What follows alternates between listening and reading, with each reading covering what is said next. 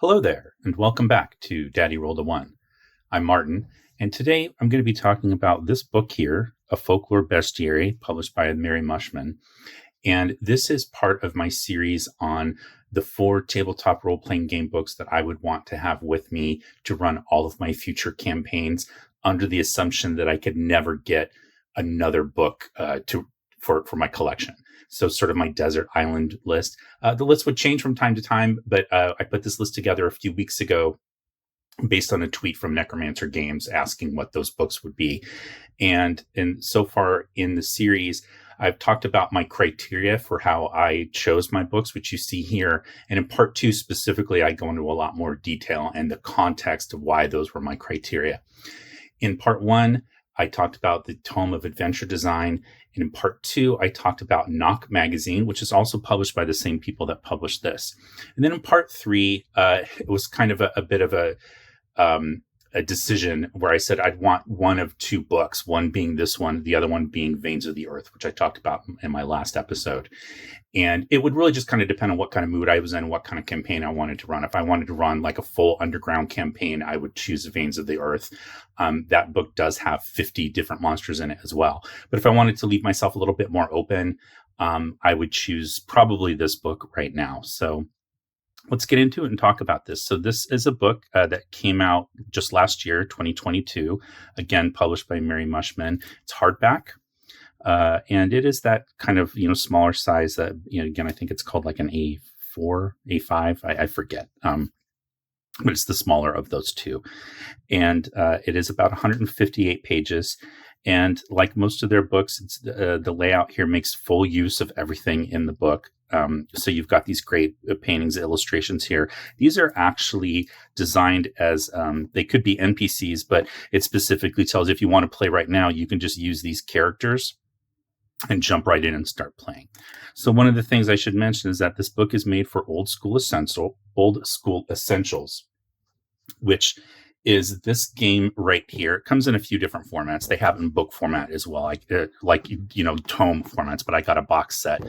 And this is a collection of rules that basically just restates the rules for the 1981 D&D game. I talked about that in my last video, Moldvay Basic, and you can also learn about it in my History of D&D editions. But this is the version of the game that I'm running for my daughter. And I actually at the table use this just to make sure that I don't ruin this, because this is my old original. It's over 40 years old at this point. So the rules in this are exactly the same. It's just the layout is different. And frankly, it's a little bit easier to use at the table to find stuff. So this book is made for that edition. However, there is a version of this book that is made for 5th edition. You see that here. So if you're someone who needs those, really detailed stats for 5e, you might want to check out the 5e version. But I'm going to be talking about this one. Everything else is the same. It's just the stats, but the actual monsters that are in here are going to be all the same. And what this book does, it's just really fun, is it's taking creatures from folklore from 3 different continents, Europe, Asia, and North America. And it's just monsters that you just don't normally see. And then for each one, it gives you adventure hooks and little details so that you can just jump right in and start playing and use this. You could even use it at the table if you needed to, because it gives you enough information. So you just jump right in. And this is the first creature here, and it's from Basque country. So again, some areas that you don't normally see in standard sort of Western European medieval style fantasy. We're going to get a lot of different creatures in here that we normally wouldn't see in those settings. So this is the Bachayuon. I know I'm butchering that pronunciation, but one of the things that they do is give you a handy little pronunciation guide.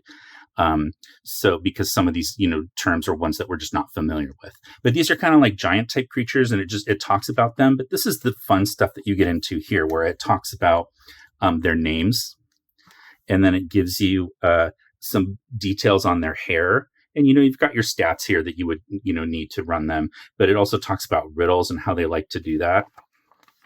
And then it gives you a character class. So there's 2 character classes in this, and that's the same for 5e. I believe it's the same 2 creatures. I don't have the 5e book, but I'm pretty sure it would be just the same 2. So the first one is these ones. And they're sort of like giant kin, essentially, is what they are. So it gives you the details if you wanted to use this as a character class in Old School Essentials.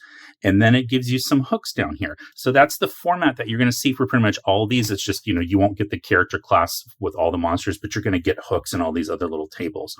So there's just really fun creatures in here. The art is all by the same person, which is Letty Wilson. So they has a consistent look to it. And so here we're looking at this monster is from Serbia, and it's the Bukovac. And there's just really interesting stuff in here, like what loot is in their domain. And they have they're superstitious, and it talks about how to use that in the game. And then it gives you some information here on why are they here. And then, of course, you've got your hooks. And what does their lair look like? So all things that you can use just immediately and, can change every time. So these are just really fun little ideas. I love this kind of stuff. I love having creatures that, I don't need like giant stat blocks and like, how are they going to attack during combat and all that kind of stuff, because maybe they're not going to have combat. I'd rather have things about how can I take it and integrate it into a story and make an adventure out of it. And that's the kind of thing that you're going to get in a book like this, that to me, again, is just much more useful than, how many attacks do they get and that kind of thing. I feel like sometimes more modern editions maybe focus a little bit too much on combat, and that's not a downside. It's just, it's part of how the game's evolved. I just prefer things like this. So there's just this one. These are like little gnome creatures from Belgium. And so you've got like where to find them, belongings, a note about their families. And then you have these guys. This is the Totoro. This is, again, from Basque country. And this one I loved. So it's Who's Who. And they their names are all numbers. And so it talks about how there was, in the Pyrenees Mountains, there was an abbey where they drafted an incomplete list of all the monsters, and they're done by Roman numerals. So you've got 5 and 9 and 10 and 12, and like where each one of them was and what they were doing. You've got magical possessions, more facts about them, and then more hooks down here. And then this is kind of fun. So if you saw my video on Knock Magazine, you'll recognize the name of this NPC. Zaratazarat, the mage, is in pretty much everything that Mary Mushman has published for Knock Magazine. That's an NPC that shows up consistently. And then I just thought it was really funny that he was in this book too. So you could kind of create this ongoing story using this NPC and then involving these different monsters here. So you've got some monsters from the Channel Islands. And this is the Araguze. And it talks about how right here you get like a little description. So you don't have to read all this. I mean, this is all fun background. It's really fun to read. But if you just really needed a quick, explanation, small humanoid fairies, they haunt seaside caves, occasionally raid surrounding human villages whose men are known to behave badly. And then you've got a bunch of curses that they could give. And these are just really fun if you look at some of them. So you lose the use of vows, or you can only walk backwards, only sleep in the daytime. And I just thought it was really fun. So, and then again, you've got your hooks there of like how to involve them in an adventure with your player characters. And there's a lot of hooks here, so you can keep coming back to these and use them again, and it'll be different every time. So that's essentially the book. I mean, you just see how I love this kind of art like this. Okay, this is really fun. I forgot about this one. So this is the Lou Carcal. And it's from the Gascony region of France. And it's like this giant snail. And then one of the things that they do here is there's a map of the snail, because it's so huge, you can actually adventure inside of it. And it talks about all the different areas and what's in there. I just think that's super creative. So the other player character class that's in here, well, this one's from Northern California, the People of the Holy City. I like that. But the other player character class that's in here, it was these wolf-type creatures. Here we go. The Wolf Walkers of Ossory, based on the where the emphasis goes. So there's a monster here. This is from Kilkenny in Ireland, but then they turn them into these wolf warriors, which is your other player character class that you can use. And it talks about all the different, abilities that they would get. So a book like this, again, if I were stuck on a desert island and didn't have access to things, this is going to give me so many more adventure ideas and hooks and ways to, keep the game running for many, many years versus like a standard adventure path. Again, that like couldn't have this much stuff because they don't tend to do things like have these random tables and like different ways to bring people into the game.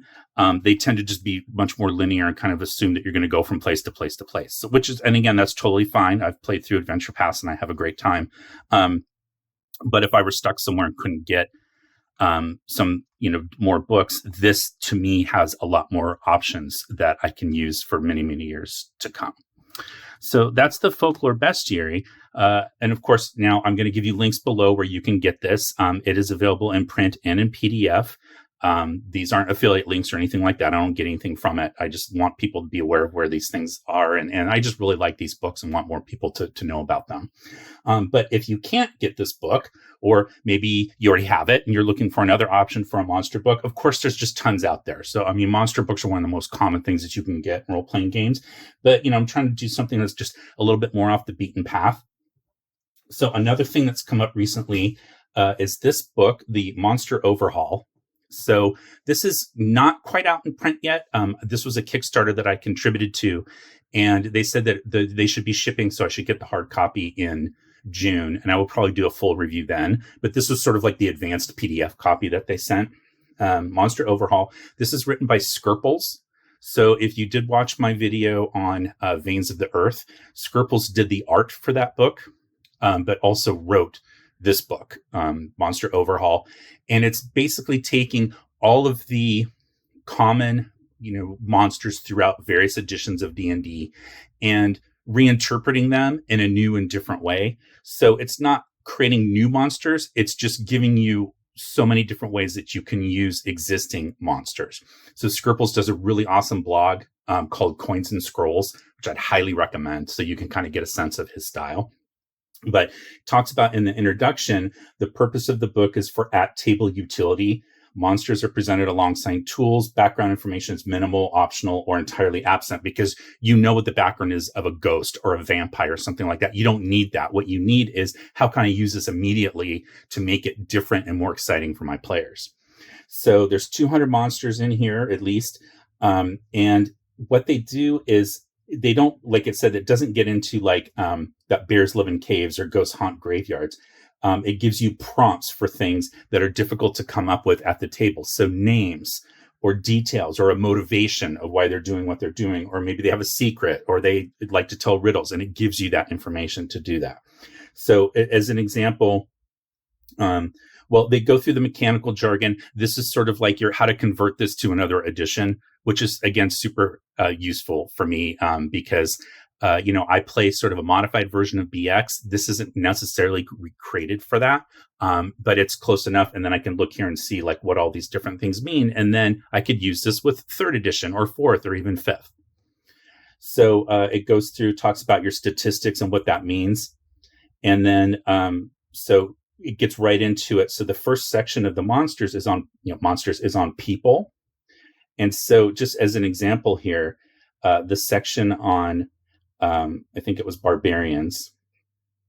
So there's barbarian section, and it talks about like D10's feats of strengths, D10 barbarian nations that are just over the horizon, or D10, these barbarians want what, like ... right? But then it keeps going, and then you have like a D100 barbarians, like names and a distinction, like what makes them unique. And then the cultist section is really fun. So it talks about like cult methodology and blights and cult names, what their robe looks like, what their purpose is. And then like, what are the things that they're summoning, or what do they shout when they're attacking? What are some of their rituals? It gives you a little layer for it. There's there's knights. I actually found this section on the humans. This is just the first part I looked at. on people. It sounds boring, right? It sounds like, you know what a knight is, you know what a cultist is, but this gives you so much information to use to make them so much more unique and evocative in your game. And I just love it. I think it's great. So this is a great, thing that you could get, again, if you don't have, or if you already had the Folklore Bestiary. Again, if that just wasn't your cup of tea, you could try this. So again, you can, I'll put a link below where you can, get more information on when it becomes available for purchase in the print format once they ship out the Kickstarter ones. And then the last one, just kind of a fun book, is The Monsters Know What They're Doing. Now, this is created specifically for 5th edition combat tactics for Dungeon Masters. And there's no art in here at all. This is just a huge book. Okay, there's a few pictures, but it's like tactics for running monsters. I suck at tactics when I'm a DM. And I think it's very easy to get stuck in the rut of like, okay, roll the hit. I hit it. The monster rolls. It missed. Go to the next person, like whatever. This gets you completely out of that zone and gives you so many creative ways to utilize different monsters, and it breaks them up into categories. So you've got humanoids and you've got NPCs and monstrosities and dragons and undead, but then it goes into the specific kinds of undead. So there's different sections for vampires versus mummies, death knights, revenants, all that kind of stuff, and tells you like what they would do, what spells that they would cast and why, and just so much more about it is very, I guess it's tactical, but it's in a way that makes it fun, and it makes combat so much more immersive and more creative, and helps a DM describe what's going on more than just rolling dice and subtracting hit points. So this is a great option, especially if you're a 5e player. But I'll tell you, I use this again in the BX game that I run for my daughter, and their combat rounds are very, very different. The order of combat is different, but I use this anyway. So that's my wrap up on my, I guess, part 3.5, we'll call it, of my 4 items, the Folklore Bestiary. If you enjoyed this video, please like, and most importantly, if you could subscribe, I would really appreciate a subscription, and make sure that you hit the bell icon so you'll be notified when I upload new videos. And if you could please share it on social media, that's the quickest way for me to grow my channel even more than it's grown so far. And if you could leave me a comment, I love comments. I love engaging with people. If you've left me a comment, I'm going to get back to you. And I love hearing, what are your thoughts? Like, do you like this book? Have you used it? Do you think it looks great if you hadn't heard of it? Or what would you have chosen instead? Maybe you have a favorite monster book, and you can share that below. And if you want to support my channel right now, the best way to do that would be if you could just buy a little something from my shop. There's a link below, but I have shirts and hoodies, mugs, posters, that kind of thing, so that you can help me, make a little extra cash on the side that I can put back into more videos. So with that, I'd like to say thank you for watching, and I will see you next time.